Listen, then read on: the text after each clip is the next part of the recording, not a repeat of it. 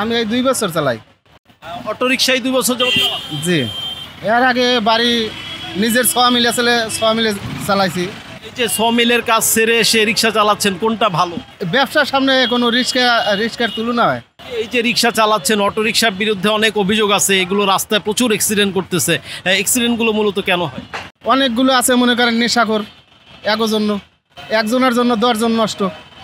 অনেক নেশা পানি খাইয়ে এবার চালাইতে আছে, এই আগে লেগে অ্যাক্সিডেন্ট।